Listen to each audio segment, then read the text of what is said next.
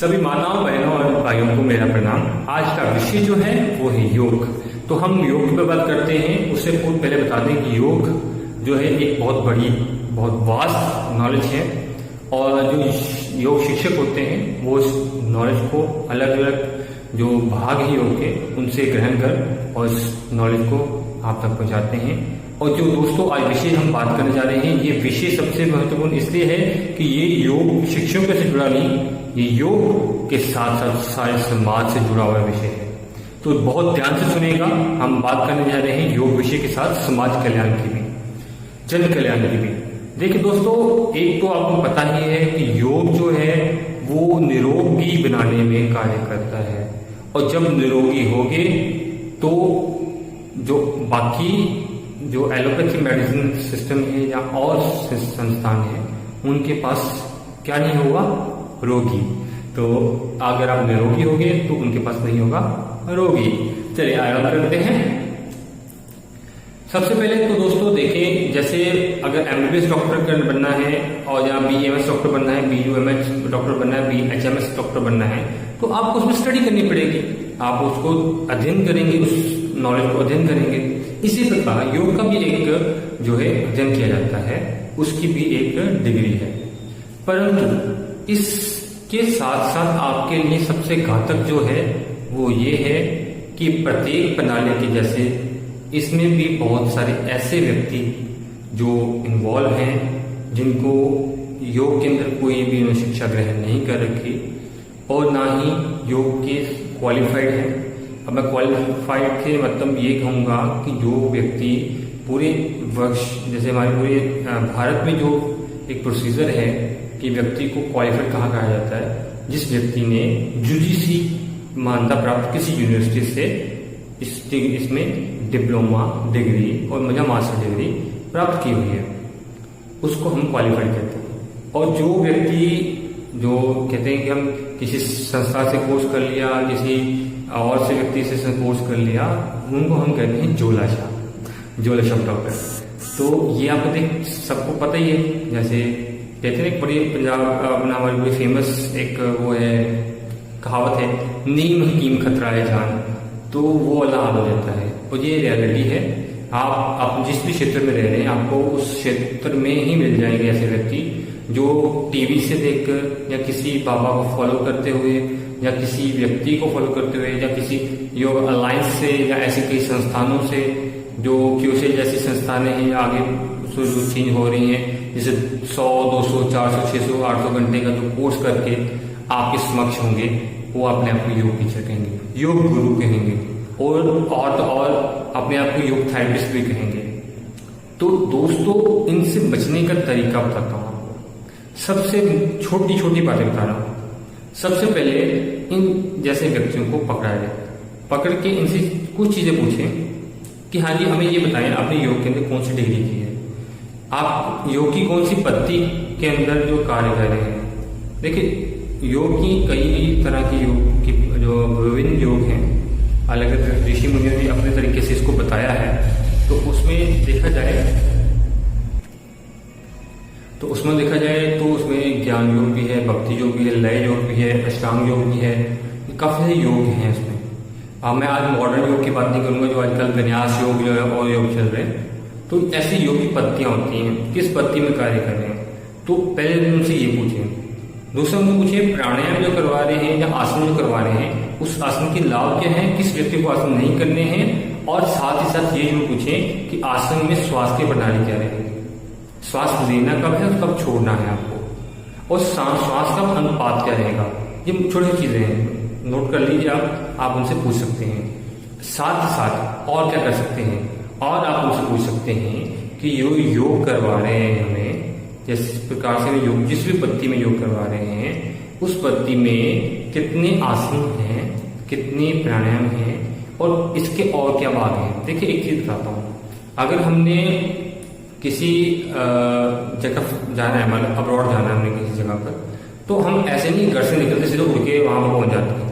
उसके लिए माध्यम क्या था, पहले हम घर से निकलते हैं, रिक्शा लेते हैं, फिर रिक्शे से हम जाएंगे बस स्टैंड पे जाएंगे, बस स्टैंड से बस लेंगे या ऑटो लेंगे, तो ऑटो से हमें एयरपोर्ट पर पहुंचाएगा, एयरपोर्ट से हमें एंटर होना पड़ेगा अंदर, फिर चेकिंग होगी हमें, उसके बाद हमें प्रतीक्षा करनी पड़ेगी 1 घंटे के लिए, आधे घंटे के लिए। उसके उपरांत हमें जहाज में बिठाया जाएगा, फिर जहाज जो फ्लाइट टेक ऑफ होगा, और टेक ऑफ होने के बाद एक समय धीरे तो वहां रहेगा आकाश में, फिर उसके बाद धीरे धीरे वो लैंड होगा। लैंड होने के बाद फिर वही प्रोसीजर होगा आप जो है एयरपोर्ट पे आएंगे, उसके बाद आपकी चेकिंग होगी और सामान आपको दिया जाएगा, और उसके उपरांत फिर आप किसी टैक्सी या किसी माध्यम से अपनी डेस्टिनेशन पे पहुंचेंगे। तो ये एक पूरा प्रोसीजर है, ठीक है। पर ऐसे ही योग में भी है, जो पर आपको लोगों को बताया नहीं जाता। बताता हूँ किस प्रकार से। योग के अंदर एक सिद्धांत है, एक प्रोसीजर है। हर एक योग की बात में अपने अपने तरीके हैं। हम सिर्फ अष्टांग योग की बात करेंगे जो बहुत फेमस है। तो अष्टांग योग में क्या है, पहले जो यम बताया जाता है, यम जो उसका आधार बनाया जाता है, आधार जो लोग करवाते नहीं है, ठीक है। यम के बाद नियम आते हैं, जो हमें रूल्स को फॉलो करना होता है, वो भी बताया नहीं जाता। उसके बाद आता है आसन। हमें सीधा आसन दे दिया जाता है कि आप आसन करिए आगे। तो आसन जो है वो तीसरा चरण है, तीसरा चरण। यम नियम जो फर्स्ट और सेकंड चरण है वो तो भूल ही जाते हैं, लोग खत्म कर देते हैं। वो तो ऐसे ही क्या 2 सीढ़ियां फलांग के तीसरी सीढ़ी पे जा रहे हो, और अगर गलती से आपका पैर फिसल गया, सर पर चोट लगेगी, सर पर हमें ये चीज बताई नहीं जाती। जब भी आप आसन पे आते हैं, आसनों के बाद आता है आपका प्राणायाम। प्राणायाम के अंदर भी आपको श्वास प्रक्रिया बताई जाती है, श्वास किस तरह से लेना, किस तरह से नहीं लेना, किस चैनलों को, बॉडी के चैनलों को बताया जाता है। इसके लिए एक पूरा विज्ञान है जिसके पीछे तंत्र योग कहा जाता है, तंत्र विज्ञान है इसके पीछे।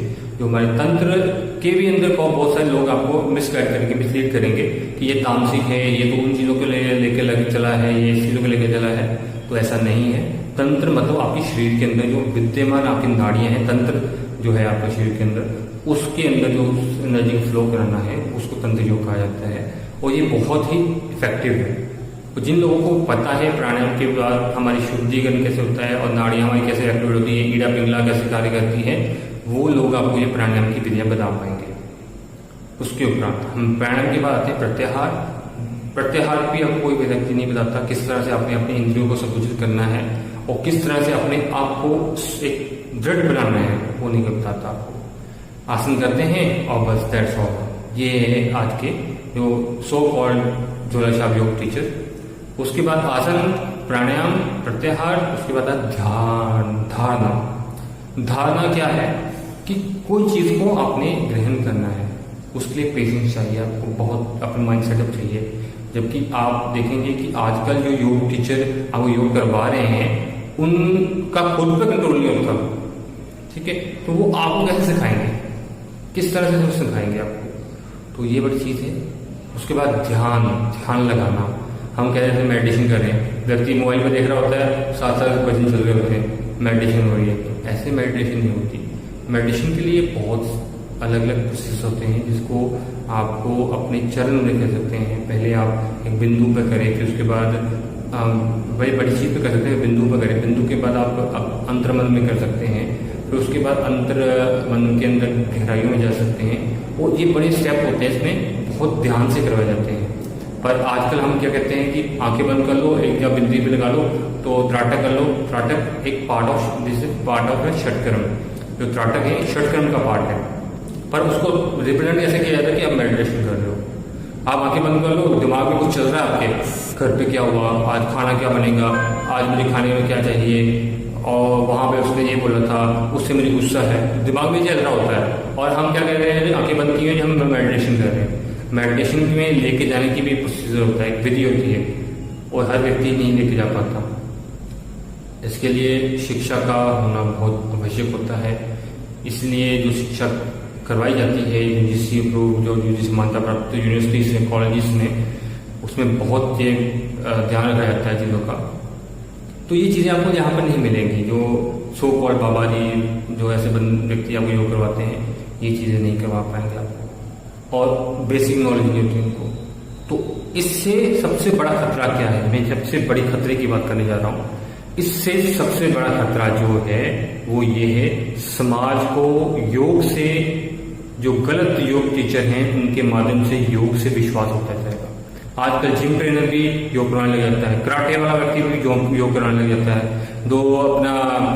कहते हैं हम उसको, जिस व्यक्ति को अपना बॉक्सिंग करनी है वो भी योग करवा रहा है। एक देखिए, बॉक्सिंग को योग के कॉम्बिनेशन देखिए। बॉक्सिंग में क्या है, आपने पूरा उग्र होना है, आपने गुस्सा निकालना है, पूरा कराटे में पूरा उग्र होना है, गुस्सा निकालना है आपने, ठीक है। उसमें आपको पूरी बॉडी की स्ट्रेंथ लगानी है और पूरा उसमें आपको अग्रेसिव होना पड़ता है। और योग में बिल्कुल ऑपोजिट है, योग में काम होना है, अपने रिलैक्स होना, अपने आपको रिलैक्स करना है, आंखों में ताकत लगानी है, पर उसमें भी आपने अग्रेसिव नहीं होना। आपके अंदर जो हार्मोन सिक्रेशन होती है वो उस लेवल की नहीं होती जिसमें जो कराटे, फुटबॉल या और गेम्स में होती है। ये बहुत बड़ी विषय है, इस पर ध्यान देने की बात है। बात यही मैं बताने जा रहा था, यही मेरी मुख्य था मेरा विषय, कि जो सतर्क हो जाएं अपनी जब आप इन ऐसे लोगों को बाइकआउट करोगे, इन लोगों का इस प्रकार से लोगों को बाइकआउट करोगे, तो ये लोग ही बाद में एजुकेशन लेके आपके समक्ष आएंगे।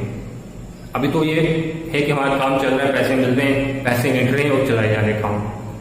पर जब आप इन लोगों को बाइकआउट करोगे तो ये स्टडी करने के लिए मजबूर होंगे, स्टडी करेंगे तो फिर इस फील्ड में आएंगे। तो ये बहुत बड़ी बात है। और साथ ही साथ आप सबसे अनुग्रह करूंगा, आप सबसे विनय प्रार्थना करूंगा कि थोड़ी सी टाइम निकालें, थोड़ा समय निकालें। हमारे एक छोटा सा कार्य शुरू किया हुआ है योग फ्रंट के नाम से। तो योग फ्रंट में हम क्या कर रहे हैं कि आप लोगों की समस्याएं सुन रहे हैं। आपको योग से कोई भी समस्या, योग के रिलेटेड कोई भी किसी तरह की भी समस्या है, बच्चों की समस्या है, आपकी समस्या है, आप किसी पेशेंट की समस्या है, आप उनसे साझा करें। हम आपको उसके रिजल्ट देंगे, हम आपको उससे जो आप हेल्प कर पाएंगे वो करेंगे। साथ ही साथ आपके रिजल्ट जो आप मुझे हमें प्रॉब्लम बताएंगे उस पर काम करेंगे कि आगे आने वाले समय में वो प्रॉब्लम किसी और को ना आए। दूसरी चीज हम आपसे एक निवेदन करेंगे कि हम योग फंड के माध्यम से सरकार को ये मांग कर रहे हैं कि एक जो योग्य टीचर हैं जिन्होंने स्टडी कर रखी है उनको पंजीकृत किया जाए, उनको लाइसेंस दिया जाए। उनको जैसे बाकी पत्तियों का लाइसेंस होता है, उनको भी एक लाइसेंस दिया जाए। और बाकी जो दूसरे व्यक्ति हैं जिन्होंने इसमें कोई स्टडी नहीं कर रखी, उनके ऊपर एक कार्रवाई की जाए, जिससे कि समाज के अंदर जो लोग परेशान हो रहे हैं इन चीजों से और जिसके कारण योग से उनका विश्वास उठ रहा है, वो चीज जो है खत्म हो जाए, लोगों का योग से विश्वास बने।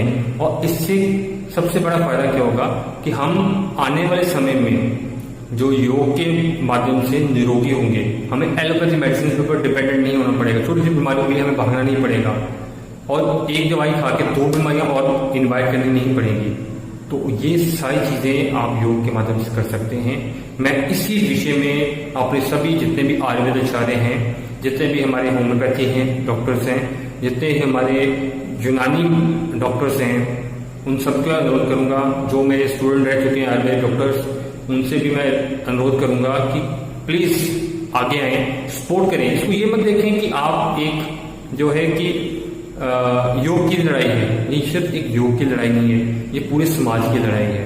ये पूरे जो करप्शन चल रहा है, जो एलोपैथी को प्रमोट करने का समझ लीजिए, शरारत समझ लीजिए, या एलोपैथी मेडिसिन द्वारा लोगों को कैप्चर करके उनको और बीमारियां लगा के उनको और दवाइयां थोपने का समझ लीजिए, ये सारे षड्यंत्र के खिलाफ पूरे समाज कल्याण के लिए हम सबको आना होगा आगे। और तब जब हम आगे आएंगे, हम तब मांग रखेंगे कि जो एलोपैथी डॉक्टर को स्केल दिया जाता है वो आयुर्वेदिक डॉक्टरों को भी, होम्योपैथी की भी, एलोपैथी भी और अपना यूनानी भी, सिद्धा भी, होम्योपैथी को भी, इनको वो स्केल जो है तो बराबर किया जाए, उनको उस लेवल पर लेके जाया जाए।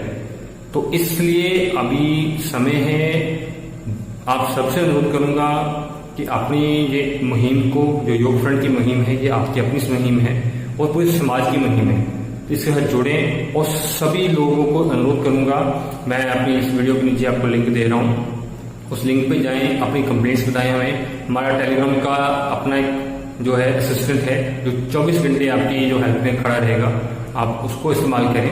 मैं सारे लिंक नीचे दूंगा आपके वीडियो के नीचे। और इस वीडियो को प्रत्येक व्यक्ति तक पहुंचाएं।